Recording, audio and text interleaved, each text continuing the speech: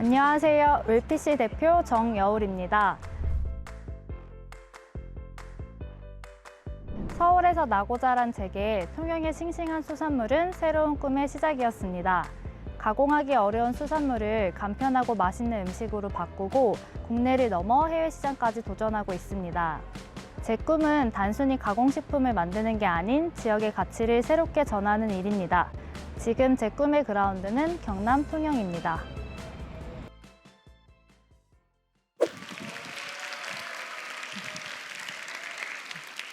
네, 안녕하세요, 여러분. 웰피씨 대표 정여울입니다. 여러분, 줏대 있게 살아라라는 말 들어보셨죠? 그래서 줏대는 자기의 생각이나 행동을 꾸준히 지켜나가는 이제 굳센 마음가짐을 말합니다. 반대로는 변덕이 있겠죠. 사람들은 변덕을 부리는 사람보다는 어떤 상황에서도 흔들리지 않고 줏대 있게 행동하는 사람이 성공한다고 말합니다. 과연 그럴까요? 저는 여러분께 뭐 하나 끈질기게 하는 법이 없고 변덕이 죽을 듯 하는 사람 한 명을 소개시켜 드리겠습니다. 네, 바로 접니다. 저는 정말 줏대 없는 사람입니다.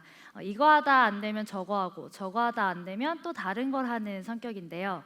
하지만 아이러니하게도 이렇게 변덕스럽게 행동한 덕분에 통영의 자원으로 다양한 사업을 펼치면서 국내를 넘어 해외 진출까지 성공한 통영 최고의 수산물 가공업체 웰피씨를 만들 수 있었습니다. 저희 웰피씨에서 개발한 간편식은 서울푸드 어워즈에서 이노베이션 상을 수상했고 미국 아마존 입점 3달 만에 육포 카테고리 판매량 10위를 찍기도 했습니다. 저는 오늘 여러분께 제가 이런 기업을 만들 수 있었던 노하우를 알려드리려고 하는데요. 꼭 창업이 아니더라도 여러분이 꿈을 이루는데 도움이 될 만한 이야기들이니까 집중해서 들어주셨으면 좋겠습니다. 제가 변덕이 심하다고 했잖아요. 안 좋게 말하면 변덕인데 사실 마케팅이나 경영학에서는 이런 걸 피보팅이라고 부릅니다. 여기서 혹시 농구 좋아하시는 분 계세요? 농구에서 한 발로 중심을 잡고 몸을 돌리는 걸 피봇이라고 하는데요. 피보팅은 여기에서 파생된 말입니다.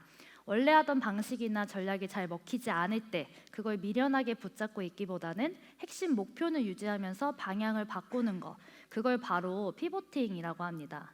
예를 들어볼게요. 여러분 인스타그램 다들 잘 아시죠? 네, 인스타는 원래 법원이라는 위치와 장소를 공유하는 어플이었습니다.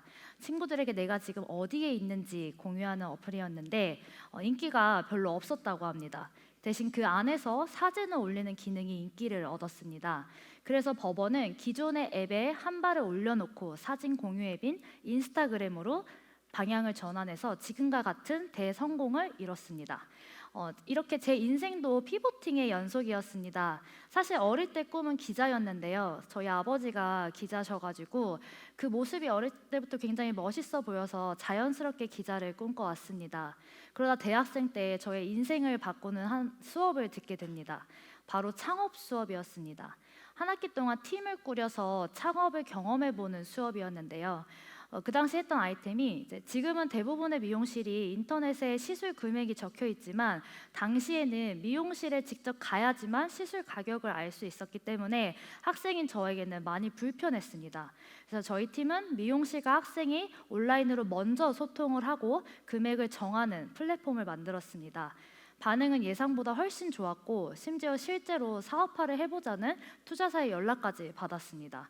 그 당시 정말 뿌듯했는데요. 제가 이 과정에서 깨달았던 게 뭐냐면 제가 정말 되고 싶었던 건 사실 기자라는 직업이 아니라 어떤 사회적인 문제를 해결하는 사람이었구나라는 걸 깨달았습니다.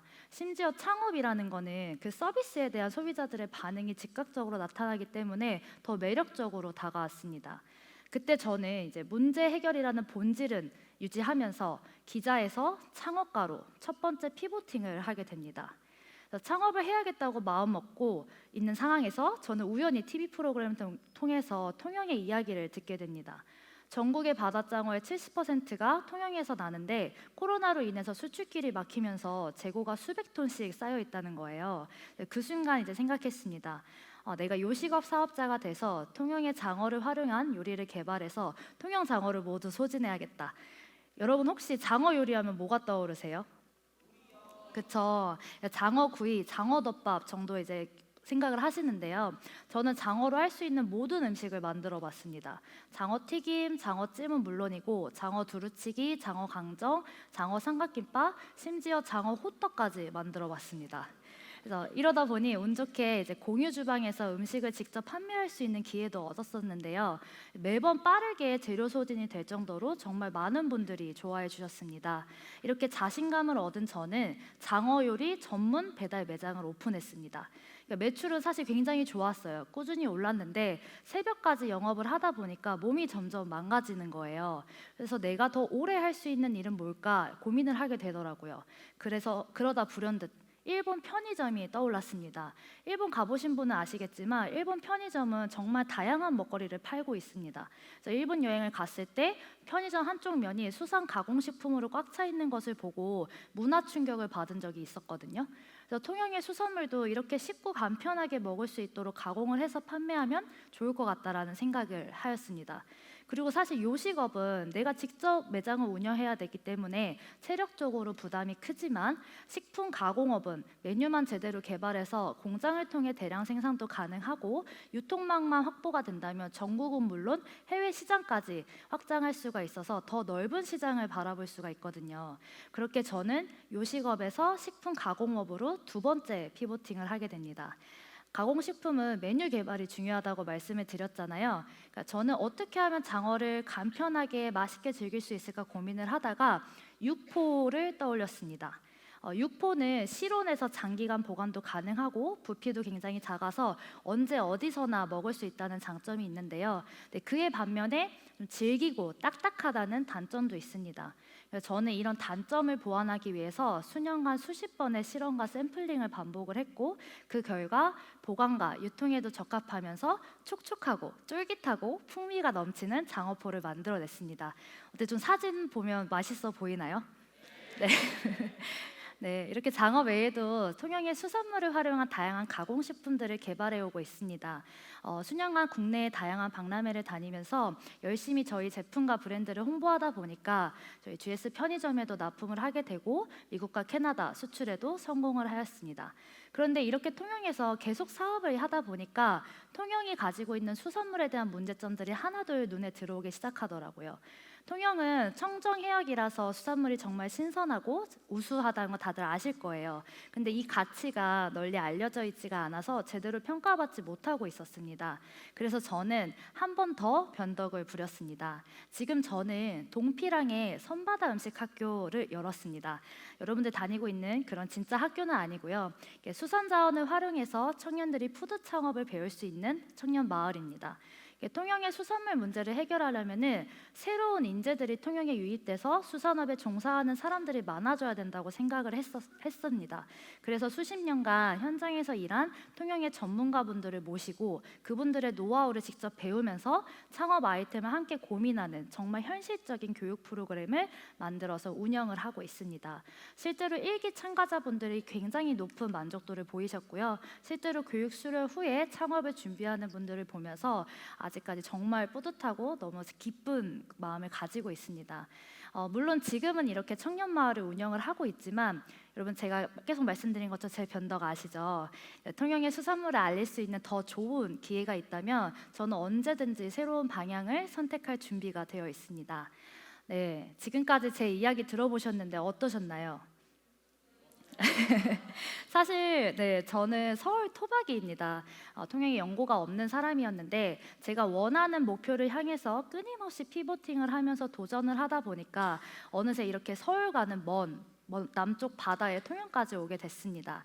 그 과정에서 정말 많은 수많은 실패와 좌절도 있었지만 포기하지 않고 방향을 바꾸면서 새로운 길을 찾아왔는데요. 저는 여러분이 앞으로 수없이 도전하고 이리저리 부딪혀 보셨으면 좋겠습니다. 그러면 반드시 그 선택이 여러분들을 더 멋진 자리로 이끌어 갈 거라는 걸 확신합니다. 그리고 여러분이 살고 계신 이 통영이라는 공간에 주목을 좀 하셨으면 좋겠어요. 그러니까 여러분 눈에는 평범해 보이는 자원들도 정말 무궁무진한 다양한 가능성을 품고 있는 보물이 될 수 있습니다. 네, 통영이 세계적인 수산 도시가 될 때까지 계속해서 도전을 하도록 하겠습니다. 여러분도 앞으로 저희 회사 많이 응원해 주시고요. 앞으로 저 보면은 인사도 좀 많이 부탁드릴게요. 네, 감사합니다.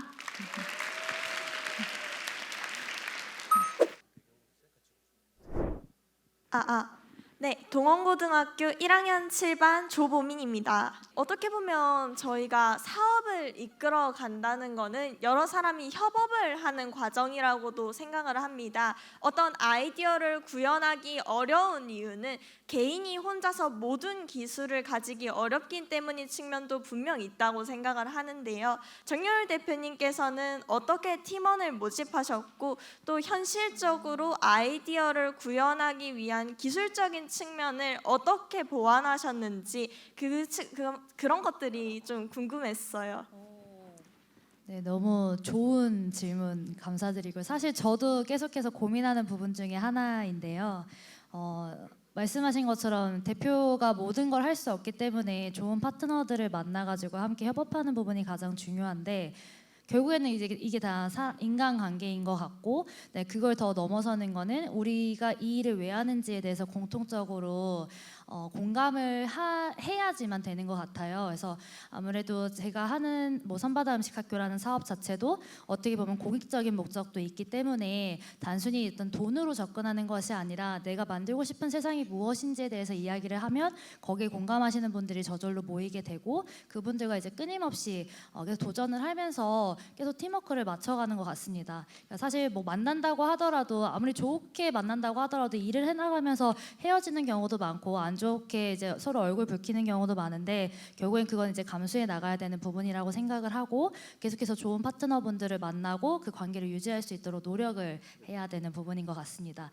기술적인 부분도 똑같은 것 같아요. 내가 그 기술을 다 만들고 유지해 나가면 너무 좋겠지만 내가 갖지 못한 부분을 거기에 시간을 쏟는 것보다 저는 좀 더 그 상위 개념의 어떤 그 목적을 유지할 수 있게 팀워크를 유지하는 거에 좀 초점을 두고 각각의 전문성을 가지신 분들을 모아서 같이 팀을 굴리는 게 제가 해야 할 일이라고 생각을 합니다. 감사합니다.